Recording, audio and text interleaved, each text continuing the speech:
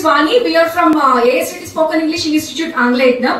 Today we are going to present you how to frame sentences in Telugu and English on future continuous tense. Here is Mr. Shrikant. Are you ready, Mr. Shrikant? Yes, madam. Yes.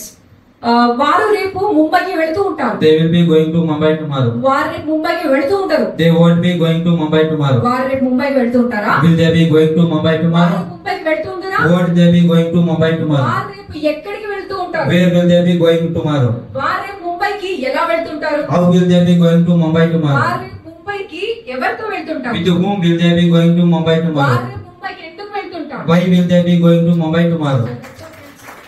విద్యార్థి లోకానికి మేసడి నమస్కారం. Friends, మీకు సంచలన శుభవార్త. ప్రపంచవ్యాప్తంగా కొన్ని కోట్ల మందిని ఊరిస్తున్న కేవలం 7 రోజులలో ఇంగ్లీష్ నేర్చుకునే టెక్నిక్ వచ్చేసింది.